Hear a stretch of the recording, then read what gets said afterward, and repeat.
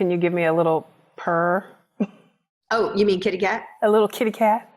Kitty cat.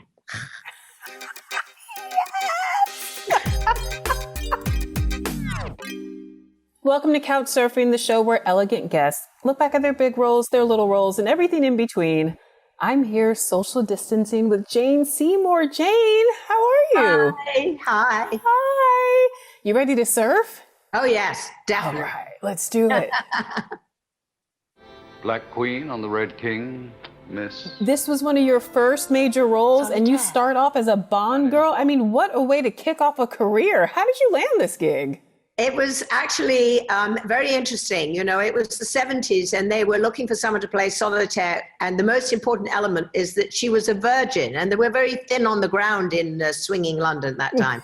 So I think that was really my only credit. No, seriously, I was starring in a television show in England called The Oneida Line, in which I played a virginal head of a shipping line in the 1870s. And both Harry and Cubby, who I didn't realize weren't talking to one another at the time, had both independently watched me and both had decided that I should, would be a good contender. So they called my agent who said she's not available. Then they called again the following week and he said, you might as well meet them. So I did. I'd always been told I looked different with my hair off my face and with my long hair, which I used to sit on. So I put a hat on and a furry coat, furry hat, came in to see Harry Saltzman, said, take off your coat, take off your hat. I did. Hair came tumbling down and he offered me the role. And then proceeded to have a big fight with Cubby as to who'd found me first. And like a schoolgirl, I said, oh, you both saw me at the same time. So that's what happened. I had no acting involved, just watching me act in another show. All right, up next. We will be showing you the first pictures of So something that your has been character described as actually the most died in the pilot significant and then she Okay. was resurrected. Clearly they wouldn't let her die. How did this happen exactly? Okay, so first of all, I have never seen this. This is the first time I've seen this. I don't know how to find it, but you have to send me this clip. So anyway, I shot this wonderful role. I die rather tragically of galactic cancer, and then the series goes on, right? So many weeks later, they come to me, Glenn Larson takes me out for lunch, and he said, I'd like you to do the series. I said, but small problem, Glenn, I'm dead. He said, well, not exactly. Anyway, long story short, while I was gone, they reshot the whole thing, just cut out anything where I looked like I was ailing. So I kept saying no. They kept offering me more money, and then I said no again. And then eventually, I couldn't afford to say no, so I said yes. And I said, on the condition that I die, permanently die. It was announced recently that there's a potential reboot in the works. Would you want to be a part of it? Or is it still a no? Oh, no, I think I should be in it now. No, I mean, life has changed. I mean, that was when I first came to America and I had no idea. Richard Hatch saw me before he passed and he said, oh my gosh, Jane, you've got to come to these Comic-Con things. People go crazy for you. I said, Richard, I was only in it 3 times. He said, no, as far as everyone was concerned, you were very special. So, who knows? Maybe I'll visit. All right, up next.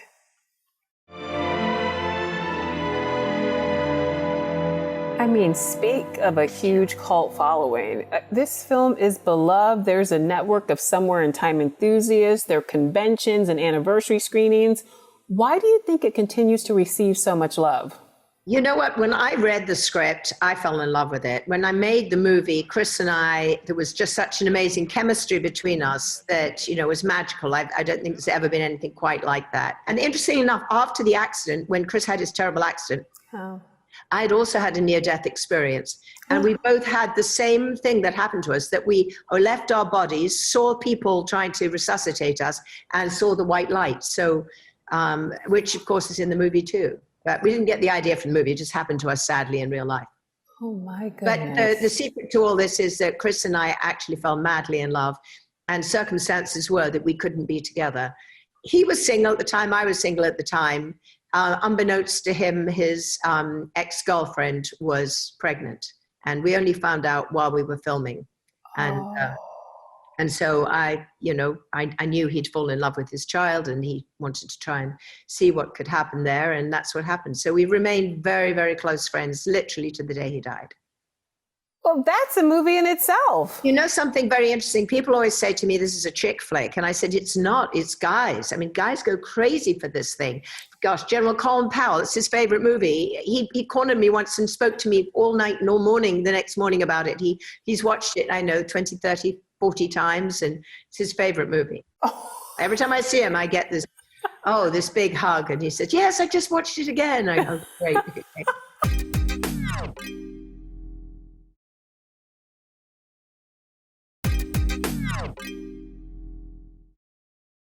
Welcome back to Couch Surfing. I'm still here with Jane Seymour. Jane, shall we continue?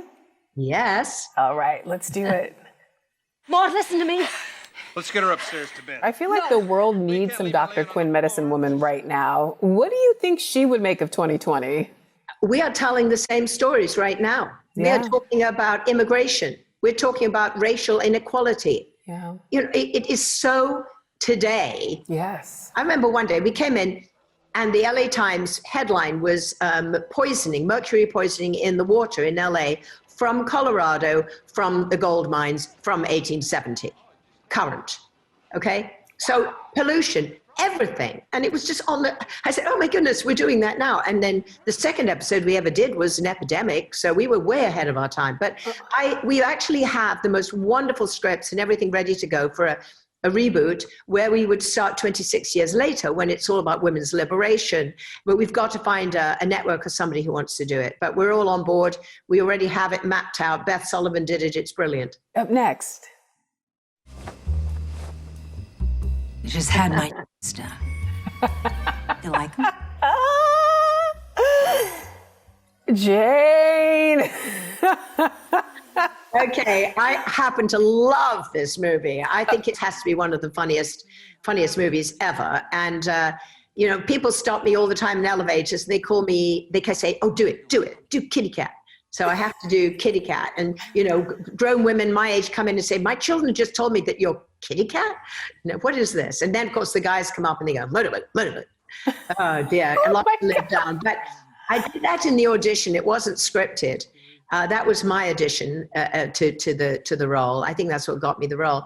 And the other funny thing is that Owen came to me and he said, the unscripted line, he said, you know, when you go away, just turn around and just say pervert. So he said, just say pervert. And it just made it. And for Owen, it was a little embarrassing. He did have to put his hands on my breast. And he looked at me like, ooh, how do you feel about this? And I said, well, Jane Seymour might have a problem, but Kitty Cat doesn't. She just asked you to, okay. All right, up next. I'm not sure we can have a conversation. Okay, Netflix, Chuck Lorre, Mike Douglas, Alan Arkin. I mean, you had to say yes, right? Oh my gosh, you know, this is the top of it's the icing on the cake. I mean, to work with Michael Douglas, Alan Arkin, Chuck Lorre writing it for me. I mean, what he did is he met with me first and he decided for some reason he wanted me in Kominsky. He didn't know whether I should play Michael Douglas or Alan Arkin's love interest, but he was convinced I should be one of them. And then we had a long chat and then he looked at me and said, you look far too young to be either, you know, and certainly not Alan Arkin's. And I said, don't worry, I put a gray wig on and, you know, I age fast because I haven't done any facial surgery or Botox or any of that stuff. So I said, my face. You haven't? No. So I put the gray wig on and I haven't seen Michael in a while, but we've been old friends and, you know, we used to live around the corner for one another. Our kids, you know, hung out together, birthday parties. And, you know, we, you know, talking, and then I come on the set to do the rehearsal. There's only 3 people on set, Alan, Michael, and myself. There are only 3 people in the scene. And he said, how do you do? I'm Michael. I said, Michael, it's Jane. And he went, no, it's not. I said, yes, it is. It's Jane. I said, what did you think? I was so bad in the table read, they replaced me and forgot to tell you. Anyway, I am actually coming back in the next series. I'll be shooting that in November when I come back. Although Alan sadly has left, but it's totally understandable, you know, especially in the pandemic and everything, you know, he's getting up there and he doesn't need to do this. He's already, you know, won or been nominated every time he comes out and plays it. He's done his bit, so I have to forgive him. Although I personally wish he was coming back so I'd have more work to do on that show. But hey. I understand. Okay, up next. What's he doing? Danny. Okay, this looks like a ton of fun, but this dodgeball game also looks really exhausting. Not to mention seriously dangerous. Because these balls were all coming at us. But the worst part is dodging the ball, jumping and throwing on these very small trampolines. And, the funny part is that, well, there's a certain pride us actors have, especially when you're a bit older. And they go, oh, well, you can't really hire them. They've got a bad back, a bad knee, a bad this, a bad that. So all four of us were going, no injuries, no problem. We can do this. And we're all going like, ooh, I don't know. So we're all looking at one another, wondering which one's going to be taken out on a stretcher. No. And it was hilarious. It was really fun. And, again, there I got to work before with Owen Wilson and Vince Vaughn, the kings of comedy. Here I get to work with the other kings of comedy, the great, great actors. Walken, who I've worked with before, of course, on Wedding Crashers. Cheech Marin, who I've met, as a friend or been bumped into, and Mr. De Niro, who I was dreaming of having the opportunity to work with. And, it did not disappoint. It was so much fun. Oh, Jane, thank you so much. You have been such a delight. The War with Grandpa is out now. See you next time on Couch Surfing. Bye. Bye.